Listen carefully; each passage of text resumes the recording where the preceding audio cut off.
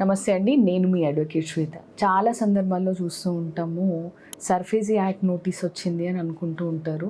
దాని అర్థం తెలీదు, అది ఎందుకు పంపించారో కూడా చాలామందికి తెలీదు. సో వీళ్ళకి తెలియని వాళ్ళకి ఈ video this will be very helpful అండి, వాళ్ళకు ఉపయోగపడుతుంది. ఏంటి అని అంటే, యూజువల్లీ మనము ఇంటి పైన కానీ స్థలం పైన కానీ లోన్ ఎక్వైర్ చేసినప్పుడు ఎప్పుడైతే మనము ఎన్పిఏ అవుతామో, ఎన్పిఏ అంటే 3 times కాన్సిక్యూటివ్గా కానీ అక్కడక్కడ 3 times మనకి సరిగ్గా పేమెంట్స్ చేయనప్పుడు మన ఈఎంఐస్ ఏవైతే ఉన్నాయో అవి పే చేయనప్పుడు దాన్ని ఎన్పిఏగా పరిగణిస్తారనమాట బ్యాంకర్స్.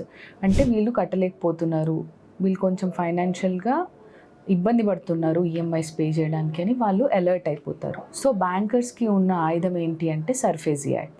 ఈ సర్ఫేసీ యాక్ట్ ఏంటి అని అంటే securitisation and reconstruction of financial assets and security interest అనమాట.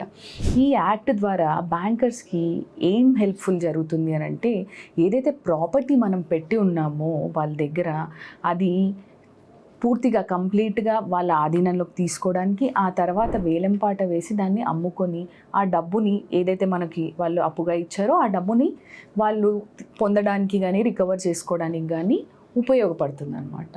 సో చాలా సందర్భాల్లో ఏం చేస్తూ ఉంటామంటే, మనము బ్యాంకర్స్ నోటీసులు పంపిస్తారు, ఒక్కోసారి అవకతవకలకు కూడా పాల్పడతాయి. ఎందుకంటే ఒక్కోసారి పంపించరు కూడా.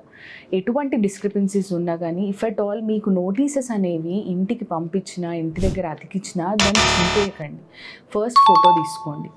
అండ్ బ్యాంక్ దగ్గర నుంచి నోటీసెస్ వచ్చినప్పుడు భయానికి గురయ్యి దాన్ని పక్కన పెట్టేయకుండా దాన్ని ఓపెన్ చేసి దాంట్లో ఏముందో చూడండి.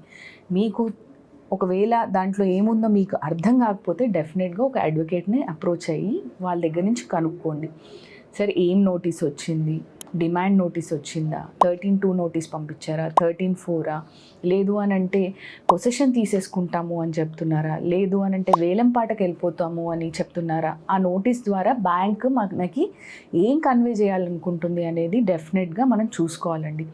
ఆ నోటీసెస్ ఏవి ఓపెన్ చేయకుండా సడన్గా ఒకరోజు ఒక పోలీస్ వ్యక్తి అండ్ ఒక అడ్వకేట్ వచ్చి ఇంటి దగ్గర అది ఏదైతే నోటీస్ ఉందో అది అతికిచ్చేసి, మీరు ఇప్పుడు 10 నిమిషాల్లో ఇంట్లో నుంచి వెళ్ళిపోవాలి, మీకు టైం ఇవ్వము, మీకు ఆల్రెడీ నోటీస్ ఇచ్చేసాము, ఆ 15 రోజుల టైం కూడా అయిపోయింది, ఇప్పుడు కట్టుబట్టలతో ఇంట్లో నుంచి వెళ్ళిపోవాలి అనుకున్నప్పుడు అది ఎట్లాంటి పరిస్థితో మీకు అందరికీ తెలుసు. అటువంటి పరిస్థితులు మనకు రాకూడదు అని అంటే ముందే మనము జాగ్రత్త పడాలి. ఈ నోటీసెస్ ఏవైతే ఉన్నాయో అవి ఓపెన్ చేసుకొని చూడాలి. మనం డెఫినెట్గా ఇటువంటి వాటిపైన డెట్ రికవరీ ట్రిబ్యునల్ అనే కోర్టు ఉంటుందండి సెపరేట్గా, దాన్ని అప్రోచ్ అవ్వచ్చు.